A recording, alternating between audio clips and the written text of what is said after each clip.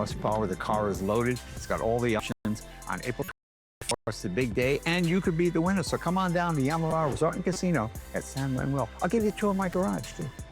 Details at Yavon.com. Must be 21. Please gamble responsibly.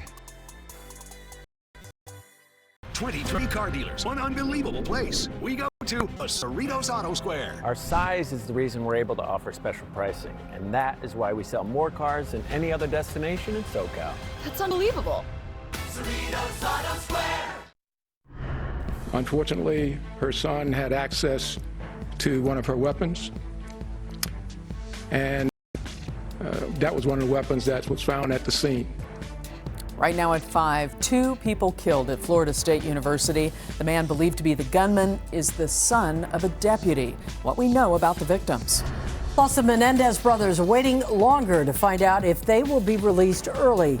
The latest developments outside the courthouse. The news at 5 begins right now. NBC4 News at 5 starts with breaking news. Top story here at 5 o'clock today. The Menendez brothers, they will now have to wait a little longer to find out if they will be released from prison. Again, everyone, I'm Colleen Williams. And I'm Jonathan. Michael is off tonight. Their resentencing hearing was scheduled for today at the Van Nuys courthouse, but now it's been postponed. Investigative reporter Eric Leonard is there now to break this down for us. Eric. Hi, Carolyn. The judge here has paused the entire resentencing proceedings for now to deal with 2 new issues. One of them has to do with a risk assessment report just completed by the state that could weigh in on the suitability of Eric and Lyle Menendez for potential release on parole. The second, whether or not the district attorney's office should remain on the case. In court today, LA Superior Court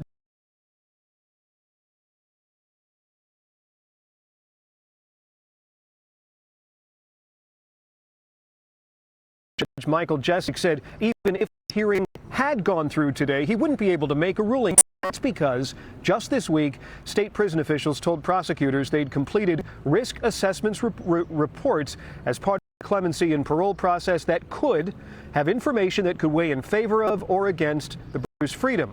But because the report hadn't been seen by everyone involved, and because it could affect how witnesses are questioned, any decision about the resentencing will have to wait. Then, after a long break to examine legal issues around that report, the Menendez brothers' attorney, Mark Garrigus, said he'd become convinced that the district attorney's office, and in particular, elected DA Nathan Hochman, had become so entrenched in their positions against resentencing were simply too biased to be fair.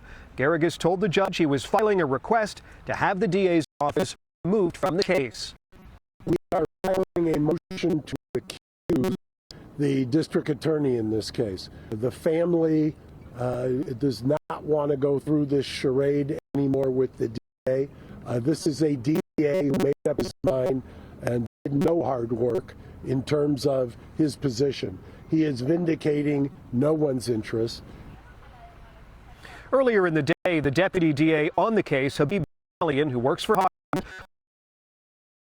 court delayed the hearing because of this new report and its potential impact on the resentencing.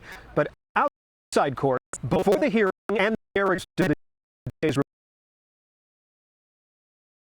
removal, Nathan Hochman dismissed the side's efforts to initially ask the judge to overlook that new report.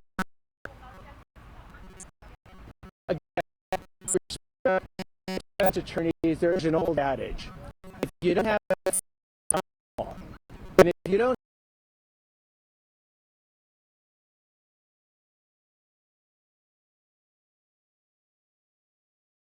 have the law, count the facts. If you don't have the facts, count the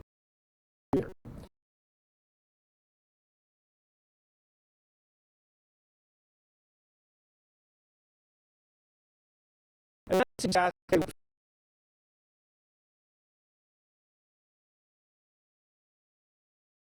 that strategy has been.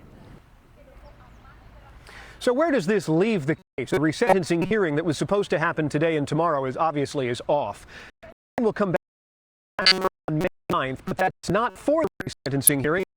Just consider these 2 issues: the admissibility and use of this risk assessment report, and whether or not there's enough information from the defense the district attorney's office removed from the case. Incidentally, if that were to happen, the state attorney general's office would step in and act as the prosecutor. All of this means that the resentencing hearing the Menendez brothers and their family were expecting to have this month or possibly in the next weeks is simply not going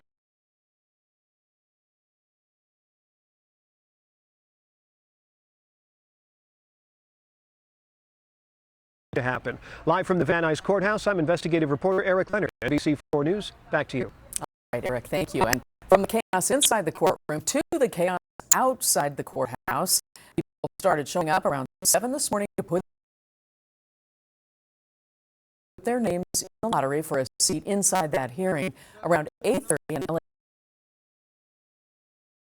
Sheriff's deputy drew 60 names out of an envelope, and those people then made their way inside.